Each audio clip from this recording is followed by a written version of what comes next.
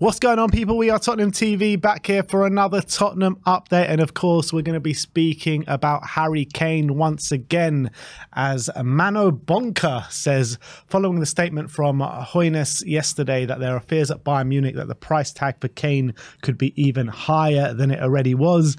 Bild are reporting that Daniel Levy and Tottenham were very surprised with the comments made by Uli Hoeneß. Santi Auna saying that behind the scenes, PSG to continue to push to find a contractual agreement with Harry Kane. If they succeed, Paris will make an offer deemed hard to refuse to Tottenham. In the parallel, Paris have activated Plan B, which is Dusan Vlahovic. And Romano reporting the Bayern CEO Driesen says that it's no secret that we're interested in Harry Kane. Everything that Uli Hoeneß said is correct, but it's best for us to stick with what Thomas Tuchel said, and that he said that the grass doesn't grow faster when you pull it. So what are you making out of all this? The grass doesn't grow at all if you pull it. And that's definitely the case when it comes to Daniel Levy. You get on his wrong side and the deal will be dead tomorrow. So I think that's definitely, I think what the first comment you made is probably correct. I do think that antagonizing Levy and Tottenham and making public statements is only going to harden our stance when it comes to Harry Kane, and there'll be less leeway, in my opinion. When it comes to the PSG thing, if there is a deal to be done, possibly with PSG and Xavi Simons going the other way, I mean, as much as I want Kane to stay and as much as I don't want to sell him, that's a deal I think that would be too good to turn down, in my opinion, if there was any possibility that would happen. But it looks like he's on his way to Leipzig at the moment on a loan deal. It does kind of also tell me that the fact that they've got a loan deal going with no option to buy of Leipzig, if they were to do a deal with Tottenham, would they also want it to be a loan deal with no option to buy? And on that basis, obviously, I don't think there's a deal to be done. But if there is a possibility of getting him on a loan with the option, potentially, and Kane going the other way, I think Xavi Simons is something, yeah, that would be incredible. But look, Harry Kane, I don't think he wants to go PSG. I think he would rather go Bayern. But again, we'll have to wait and see what happens. Yeah, I just can't see a situation where he would want to go to PSG. I really can't. Bayern are a completely different kettle of fish, in my opinion. Much more, a club which holds a lot more weight than a club like PSG. Maybe later on in his career, like very later on, he would consider going to PSG. But I just can't see that being the case right now at 29 years old for Harry Kane, to be honest. Let's move on. Let's talk about Mickey van der Ven. Jacob Bannister on Twitter says that the Mickey van der Ven deal was there to be confirmed. Personal terms were done, but Tottenham mulled over the details and discussed lowering the fee slightly last week. Talks still ongoing, and he is in demand elsewhere too. Classic Tottenham, classically. How many times does that happen? The deal's pretty much done, but let's try and get a bit more money off. Let's try and lower the fee. Rinse and so repeat. Frustrating, man. It's so frustrating. This guy should have been in before the tour, before they flew out to the tour. And I saw a tweet today from Cody Mack, which I think resonates with me. He was just saying, like, however many deals that we did agree for, like the Kulusevskis, where we get a few pounds off, a few million off, there is about 10 more of deals like Van der Ven where we try to get money off and the deal we end up getting gazumped by someone, or the deal just doesn't get done in the end. So it's very frustrating. I was hoping this would have been done by now. Seems though we're gonna have to wait this year. 100% he should be there on the tour, and now he's gonna have to play catch up if and when he does sign. I think it's a massive if now. I mean, like, he's talking about other clubs circulating now, and this is what happens if you don't get your targets in when you're at the forefront of it, and when you're at the front of the queue, you leave yourself to get gazumped, and that's what we're doing right now. Correct. Very frustrating. But let's talk about what you were saying before with Xavi Simons. Dimarzio saying that PSG are willing to offer Tottenham Xavi Simons plus an economic sum in the deal for Harry Kane. But Romano has been saying that Xavi Simons is convinced that Leipzig is the best option for his future. If he has to leave PSG, he will communicate his decision today, and Leipzig are ready with a loan with no buy option. It just depends what what you were saying before is that if he's got no buy option to Leipzig, it obviously means that he's got future plans. PSG's got future plans for him.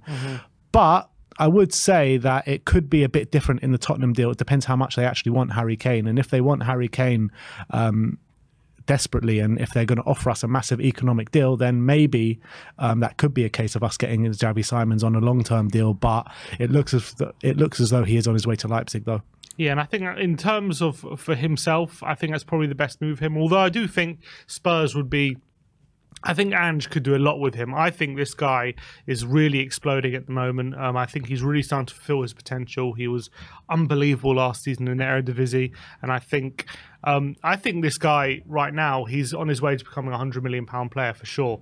So I think if he's one of the few players, like in exchange for Harry Kane, that I think would be a really great deal, even though he's very, very young. I am a massive fan of his, but I don't know if I don't think it makes sense for PSG to offer him, in my opinion. Why? I think they've got such a good player there. I don't understand why they'd be willing to let him go to sign Harry Kane. As much as I think obviously Harry Kane's a better player, but I think the potential of Simons and the way he's playing right now, I think that'd be really stupid to let him go. Look, I think this guy is obviously a massive talent, and he's rated in the top 10 or top 15 under 21 players in world football right now.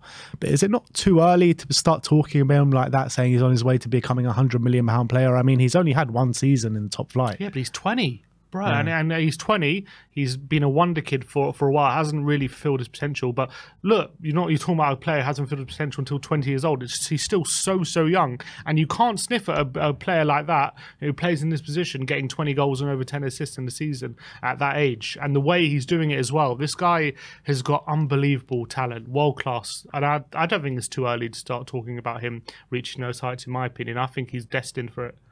I think he needs to back it up over the coming seasons. Obviously, he's had an absolutely sensational season in the Eredivisie, but we have seen players do it in the Eredivisie before and not really kick on after they leave. So I'd like to see what he does do maybe in the coming seasons, but the potential is obviously there. Obviously, so we'll have to see what happens with that one.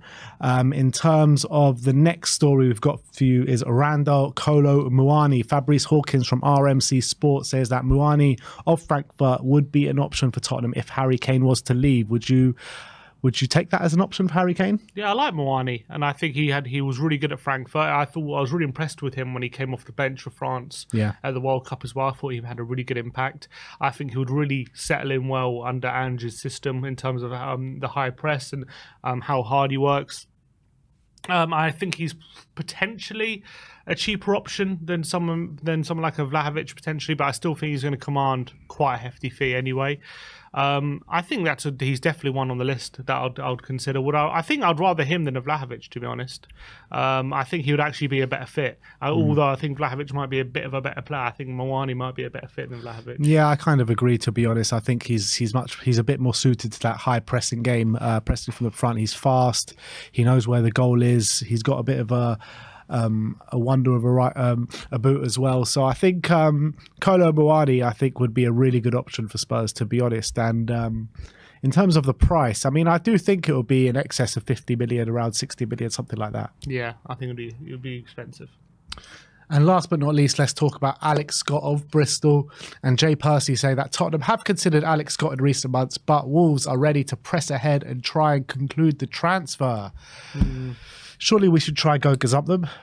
I mean, I'd like to say I would. Look, in a perfect world, I would say, yeah, let's go gazump him and spend 25 million. But it depends. But realistically, our priorities are not in that position. We need to be spending the money elsewhere right now. We have players like Sarr, we have players like Skip, we have players like Divine right now. It looks like he's getting an opportunity to the first team.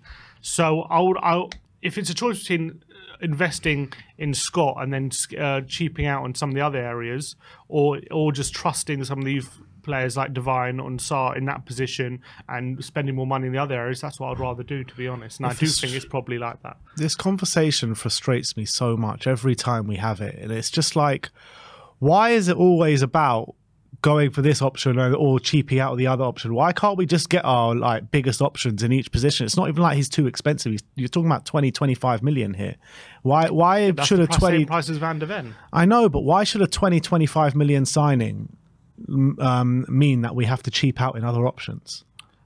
Because we have a budget, unfortunately. But I understand it from because this guy is 19 years of age, and we don't know how ready he is for Premier League football right now. So it's a pretty significant outlay. Yeah, he's obviously clearly very talented, but we have very talented players, and I think we should, instead of blocking their pathways, we should be giving them a pathway rather than signing some for 25 million and blocking it, in my opinion. But in terms of the outlays was what I'm talking about. Why should a 25 million move for Scott, whether or not you think he's the right move or not, why should a 25 million pound move make us cheap out in other ways? No, it shouldn't, but it will, but it shouldn't. It's just very frustrating. Because 25 million, as I say, it has the same price as what you can get for Van de Ven. So if we're right now deciding whether to get Van de Ven or Tapsoba, you then all of a sudden throw 25 million Scott into the mix, then you can't afford everyone. Apparently, that's clear. Spurs doing things cheaply since 2001. That's the way things are done around here. But that is your Tottenham update for today. Let me know in the comment section below your thoughts regarding any of these news stories today. Like, subscribe, and comment. And as always, come on, you Spurs.